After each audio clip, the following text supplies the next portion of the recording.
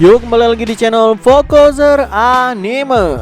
Jadi kali ini kita akan kembali ngelanjutin alur cerita dari Strongest Hunter ya guys ya.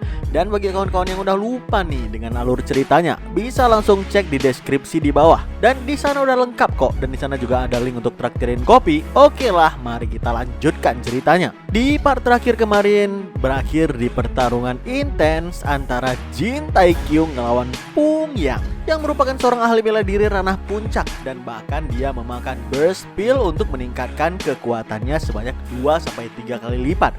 Tapi di ujung part kemarin itu Jin teringat kalau dia juga memiliki hal yang mirip dengan Pung Yang, yaitu sebuah pil yang di drop ketika dia berhasil mengalahkan Joe Pill sebelumnya. Sebuah pil bernama Heavenly Furious Flame Pill dari klan Flame.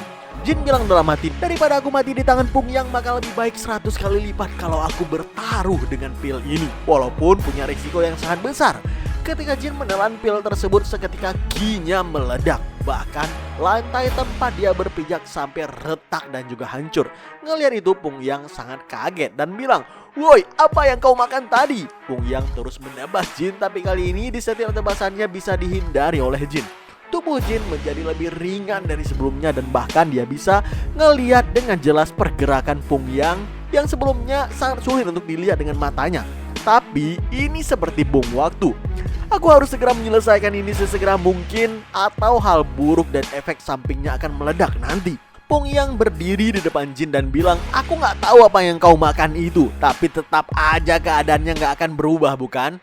Kau nggak akan bisa melakukan apapun dalam keadaan ini. Ini tetap akan menjadi seekor harimau yang akan memburu seekor kelinci."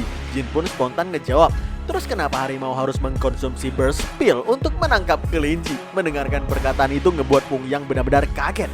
Dengan urat kemarahan dia nanya, "Dari mana kau tahu nama itu, brengsek?" Jin menyerang sambil ngejawab, "Itu urusan bisnis lah kampret. Mana mungkin gue beritahu." Serangan Jin sangat kuat dan tajam, tapi masih bisa diimbangi oleh Pung Yang saat ini. Sambil menahan gempuran serangan Jin, Pung Yang bilang dalam hati, "Dari mana dia tahu nama pil yang ku makan? Aku gak pernah mengatakan itu kepada siapapun. Sial, ini gak boleh dibiarkan. Kalau keberadaan pil ini tersebar keluar dan Murim tahu jika ada pil yang bisa meningkatkan kekuatan 2-3 kali lipat dengan efek samping yang minim, maka aku akan menjadi incaran seluruh Murim nantinya." Seketika Pung Yang memutuskan dalam dirinya kalau Jin gak akan dia biarkan hidup. Untuk menutup mulutnya, tekad itu ngebuat setiap serangan Pung Yang menjadi lebih dahsyat dan juga tajam. Bahkan sampai ngebuat tombak Jin Taekyung hancur dan juga patah.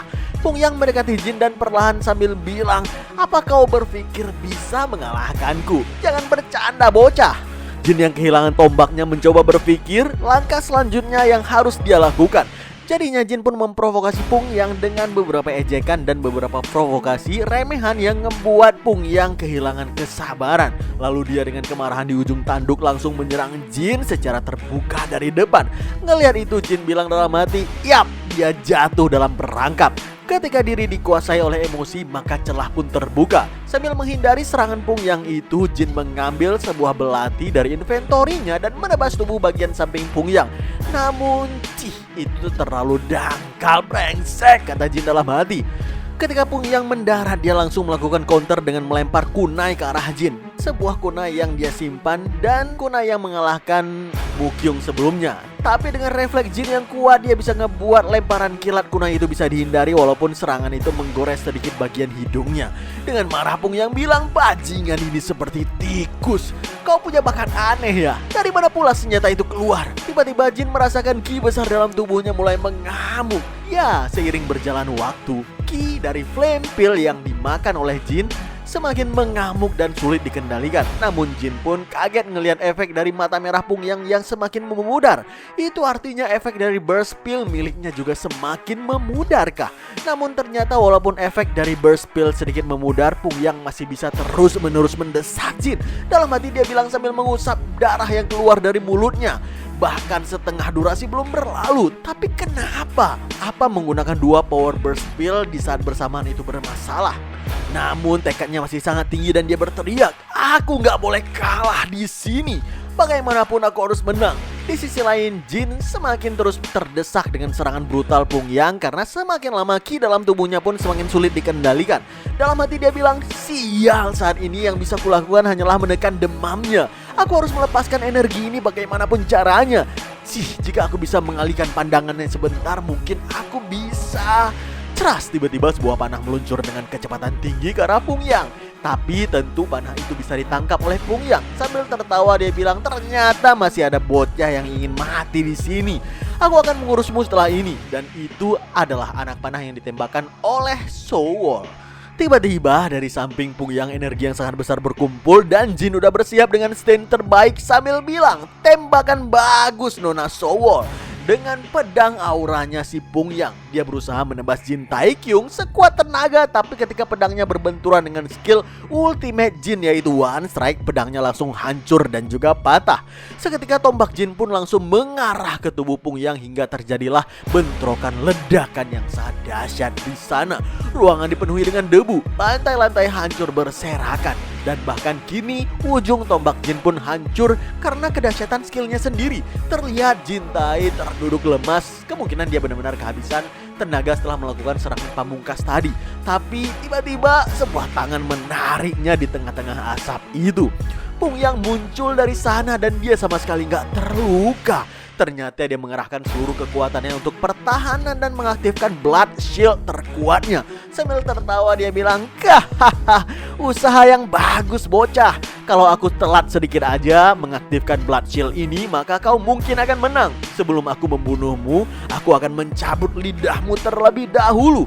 Lidahmu itu yang membuatku muak. Pung Yang memasukkan tangannya ke mulut Jin dan berniat mencabut lidahnya. Tapi Jin berusaha berbicara, makanya Pung Yang menarik kembali tangannya dan membiarkan Jin mengucapkan kata-kata terakhirnya. Jin bilang, sialan, asin goblok. Setidaknya cucilah tanganmu terlebih dahulu.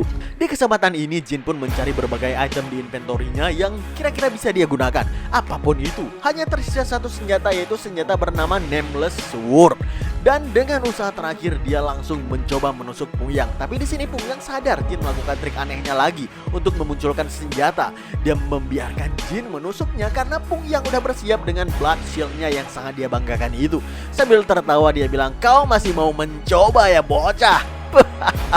Namun celep, pedang Nameless Sword Jin langsung menancap di jantung Pung Yang dengan sangat gampang seperti menebas tahu. Tentu hal ini langsung ngebuat Pung Yang panik bukan main. Hah? Apa-apaan ini? Dalam hati dia bilang, aku pernah mendengar rumor tentang ini sebelumnya. Senjata magical yang terbuat dari besi ribuan tahun yang bisa menetralkan apapun di dunia ini. Dengan terbata-bata dia bilang, ini adalah pedang 10.000 tahun. Bagaimana bajingan bocah sepertimu mendapatkan benda seperti ini? Jin Taekyung hanya bisa kaget dan terdiam. Dia gak menyangka pedang yang di-drop dari Jopil adalah pedang yang sangat luar biasa. Pung Yang benar-benar kehabisan akal. Dia mencoba menggunakan burst pill-nya lagi dan berharap sesuatu akan terjadi. Tapi karena tubuhnya bergetar dengan kuat, pil itu pun terjatuh hingga menggelinding ke arah kaki Jin. Jin bilang sambil mengambilnya, wow, jadi ini ya power burst pill itu. Pung Yang memohon kepada Jin untuk mengembalikan pil itu. Namun Jin mendekatinya perlahan dan bilang, aku terima dengan ikhlas pil ini dan matilah. Jin Taekyung mencabut pedangnya hingga lubang yang besar terlihat di tubuh Pung Yang dan dia tertidur di lantai sambil kehilangan darah dalam jumlah yang banyak. Sebelum mati dia bilang ke Jin, meski aku menjadi hantu, kau harus membayar semua untuk ini. Dengan tersenyum Jin ngejawab, amin. Tetaplah berpegang teguh dengan Viagra di kehidupan selanjutnya bro. Sebelum mati Pung Yang bilang dalam hati, keparat bajingan ini masih mengatakan omong kosong. Setelah kematian Pung Yang, notif pun muncul bersahut-sahutan dengan sangat banyak. Dia naik sekitar 5 level dan bahkan beberapa pengalaman dan kemampuannya juga ikut naik. Selain itu, yang bikin lebih kaget lagi dengan menyelesaikan misi ini, maka Jin mendapatkan efek bernama pemulihan penuh. Seluruh luka internal di dalam tubuh Jin dan juga eksternal disembuhkan secara instan. Di saat itu terjadi, semua ki berkumpul dalam satu tempat. Dan karena kondisi tubuh Jin menjadi stabil, maka dia menerima energi baru yang gak disangka-sangka. Sambil muncul notif yang mengatakan Flame Spirit Build telah diserap sepenuhnya. Anda telah mendapatkan kultivasi senilai 45 tahun dan Solar Ki pun didapatkan. Dalam sekejap aura merah memancar di tubuh Jin dengan meluap-luap.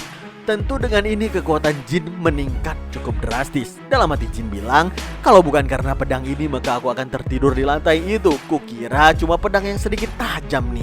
Siapa sangka ini terbuat dari myriad iron. Setelah menjadi pahlawan dalam peristiwa ini, Jin pun sedang berada di kamar sambil dipijitin oleh Mujin. Tapi tiba-tiba dari luar kamar seseorang ingin masuk dan dari suaranya sih ini suara wanita. Ternyata itu adalah Sowol. Mereka pun bicara empat mata di kamar itu, tapi tentu berdua di kamar bersama seseorang yang diisukan memiliki skandal di masa lalu itu cukup awkward. Tapi Sowol mengambil inisiatif dan bersujud di depan Jin Tai sambil bilang, "Sekte Gunung Heng Li Sowol memberikan hormat kepada penyelamat hidupku." Ngelihat itu Jin menjadi gelagapan dan nyuruhnya untuk berdiri, tapi Sowol mengatakan, "Tidak tuanku, aku udah menerima karuniamu. Bagaimana mungkin aku gak menunjukkan rasa syukurku sebagai manusia? Tolong biarkan aku menjaga harga diriku." Setelah itu Sowol pun bilang mengenai surat yang dikirimkan Jin tentang event yang akan diadakan keluarga Jin nantinya. Tentu Sowol akan datang ke sana dengan kehormatan terbesarnya. Dan bahkan lagi dia mengatakan sebagai permintaan maaf soal isu skandal di masa lalu yang diciptakan oleh Sekte Gunung Heng. Jadinya mereka, Sekte Gunung Heng akan mentransfer semua hak manajemen tanah kepada keluarga Jin. Dalam hati Jin bilang, seriusan nih? Dia mau menyerahkan seluruh wilayah utara Sanxi kepada kami keluarga Jin. Bahkan Jin Wikyu gak bisa meminta sebanyak ini. Jin bilang, terima kasih banyak, kakak tertuaku pasti sangat senang mendengarkannya. Namun Sowol langsung melanjutkan, ada satu lagi. Dia mengambil sebuah benda yang diikat oleh kain dan membukanya. Lalu ngeluarin 3 buku sambil bilang, ini adalah teknik berpedang dan ini adalah teknik movement yang diciptakan oleh ayahku selama hidupnya. Dan satu lagi adalah teknik dari Ashura Annihilation dari Paman Choi. Ketiga buku ini adalah seni bela diri level puncak. Ngeliat itu Jin sambil berdiri dengan kaget, dia bilang, 3 buku seni bela diri level puncak gratis. Bahkan ini lebih luar biasa dari menyerahkan wilayah Sanxi sebelumnya. Dengan perasaan senang Jin bilang, ini juga sebagai hadiah. Lalu Sowol ngejawab, bukan, ini adalah sebuah kesepakatan. Mendengarkan itu bukan hadiah, Jin mundur perlahan dan duduk dengan lesu. Dalam hati dia bilang, udah kuduga gak mungkin dia memberikan 3 buku level puncak gratis. Pasti dia akan meminta sebuah kesepakatan yang sangat sulit dari ini. Baiklah, mari kita mundur secara perlahan. Jangan terlalu masuk lebih jauh dan jangan terlalu serakah juga, akan membuat semuanya menjadi merepotkan. Jin pun bilang ke Sowol, kalau mengenai kesepakatan ini mari kita bicarakan kepada kakakku mungkin lebih baik. Tapi Sowol menjawab, enggak, ini adalah sesuatu yang hanya bisa dilakukan oleh penyelamatku. Jin pun jadi penasaran apa syaratnya. Lalu dengan muka yang perlahan memerah Sowol bilang, tolong nikahi aku. Beberapa menit pun berlalu dan Sowol keluar dari ruangan tersebut. Mujin di luar ngelihat Sowol dengan pandangan sedikit jutek sambil membayangkan kalau dia menikah dengan Sowol, punya anak dan menua bersama, sekarang menjadi puing-puing belaka karena dia sebenarnya nguping pembicaraan mereka di dalam. Sambil berdiri menyapu air matanya dan masuk ke ruangan, dia bilang, walau hanya sebentar, aku mencintaimu. Kenapa tuan muda terus-terusan beruntung?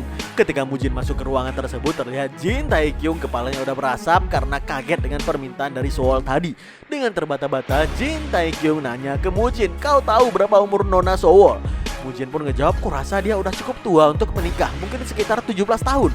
Mendengarkan itu, Jin Taekyung memegangi kepalanya sambil bilang, sialan, dia belum dewasa. Karena kalau di Korea umur 17 tahun itu masih bocah, bisa-bisa dia ditangkap polisi. Tapi kalau di Murim sih tentu beda kan. Di tempat lain, Wolhua sedang memberikan perintah kepada bawahan sekte Haunya untuk menyebarkan informasi kalau Pung Yang dihabisi oleh Jin Mukyung dan juga Jin Taekyung. Bawahannya nanya, tapi yang ku dengar kalau Jin Mukyung terluka oleh serangan Pung Yang, sedangkan Pung Yang dihabisi sendiri oleh naga tidur Sanxi alias Jin Taekyung. Tapi tetap aja karena Wolhua nggak ngeliat langsung pertarungan tersebut, makanya dia nyuruh bawahannya untuk menyebarkan informasi seperti yang dia katakan tadi. Setelah bawahannya pergi, dia sedikit mengingat kata-kata masternya sebelumnya. Masternya pernah bilang kalau ada seseorang yang selalu berada di atas ekspektasi mereka, tipe yang nggak bisa dinilai hanya dari informasi. Wolhua nanya ke masternya, kalau ketemu orang seperti itu apa yang harus dia lakukan? Masternya pun ngejawab, jangan dinilai, tapi lihatlah saja dari dekat sampai kau yakin dengan sendirinya. Wolhua nanya lagi, gimana kalau udah melakukan itu tapi tetap aja nggak yakin? Masternya pun ngejawab lagi, jika ada orang seperti itu maka dia akan menjadi seseorang yang akan mengguncang dunia suatu saat nanti. Dalam hati Wolhua bilang, Jin Taekyung, benarkah dia adalah seseorang yang akan mengguncang dunia seperti kata masternya dulu? Sedangkan saat ini Taekyung hanya memasang wajah blow on karena terus memikirkan tentang pernikahan yang diajukan oleh Sowol sebelumnya. Jin dalam hati bilang, apa murim itu normal ya menikahi wanita yang jauh lebih muda darimu? Kalau umur 17 tahun berarti itu lebih muda 2 tahun dari adikku. Jadi bagiku menikahinya itu agak sedikit. Tiba-tiba lamunannya dibuyarkan oleh kakaknya Mukyung. Oi, apa yang kau pikirkan dengan wajah bodohmu itu dari tadi? Jin pun ngejawab, Kak, gimana kalau aku menikah? Karena kaget dengan perkataan itu, Mukyung langsung menyembur adiknya dengan teh yang sedang diminumnya. Dengan panik dan muka memerah dia bilang, oh omong kosong apa yang kau ocehkan tiba-tiba geblek? Jin bilang, sial, ngomong aja kenapa harus nyembur sialan? Apa aku melakukan kejahatan? Mukyung bilang lagi, tubuh ini sibuk berlatih seni bela diri. Bagiku wanita adalah kemewahan. Jangan samakan levelku dengan bajingan mesum sepertimu itu. Ini menyinggungku. Dalam hati Jin bilang, mesum pantatmu lah. Aku 27 tahun ngejomblo. Mukyung bilang lagi, kenapa kau tiba-tiba menanyakan itu? Dia kembali minum teh. Jin pun ngejawab, Ketua Sekte Gunung Heng, Sowol memintaku untuk menikahinya. Tiba-tiba semburan teh kembali muncrat dari mulut Mukyung karena kaget. Apa? Kenapa dia meminta orang sepertimu untuk menikahinya? Oh, pasti karena kesepakatan politik ya. Oi, berhenti meludah sialan, kata Jin. Mukyung bilang lagi, saat berhubungan dengan pernikahan politik setidaknya mendapatkan sesuatu yang berharga. Kau tahu, jika kita nggak mendapatkan apapun dari menikahi orang yang sama sekali nggak mencintai kita, maka nggak ada alasan untuk menikah. Jin ngejawab lagi, mereka membuat tawaran yang cukup besar sih. Buku bela diri level puncak, Blood Wolf Sword Technique, Blood Wolf Foot Technique, dan juga Ashura Annihilation. Mendengarkan itu lagi-lagi Mukyung kaget dan menyembur ke atas Jin. Dalam hati Jin bilang, apa sih kampret ini emang sengaja melakukannya dari tadi? Seketika wajah Mukyung berubah dan bilang, woi sialan, cepatlah menikah. Tentu dia akan memasang wajah seperti ini karena Jin Mukyung adalah maniak scroll dan juga buku bela diri level puncak. Ngelihat wajah adiknya yang masih ragu untuk menikah, dengan amarah Mukyung bilang, woi gua blok, apa kau nggak tahu jenis bela diri apa? Ashura Annihilation itu adalah salah satu seni bela diri terbaik dunia 200 tahun yang lalu dan hanya diturunkan kepada satu orang. Itu legenda yang sangat langka yang tersisa hanya di perpustakaan Akademi Seni Bela Diri Heavenly. Dan Master Hang Sanso adalah pewaris Ashura Annihilation. Kau ngerti gak gimana beruntungnya dirimu sialan? Tapi Jin bilang, tapi aku belum berniat menikah. Kau gak bisa melakukan apapun jika aku gak mau, bukan? Mendengarkan itu Mukyung hanya menggerutu di pojokan. Dan mungkin dia berniat mempelajari teknik itu juga kalau Jin mendapatkannya. Dengan kesal Mukyung bilang, kau kira seni bela diri puncak bisa jatuh dari langit gitu aja? Jin membuka inventorinya dan bilang, yah itu memang jatuh dari langit sih ke tanganku. Jin ngeluarin buku bela diri bahkan di atas level puncak, buku bela diri level transendensi yang di drop oleh Jopil sebelumnya. Ngelihat itu seluruh tubuh Mukyung bergetar dengan hebat dan dengan sangat terbata-bata dia bilang, Divine Palm of Fire. Oke, apakah akan terjadi selanjutnya? Nantikan kelanjutan alur cerita Strongest Hunter hanya di channel Fokozer Anime. Jangan lupa like dan share-nya ya teman-teman. Stay terus di Fokozer Anime dan stay update.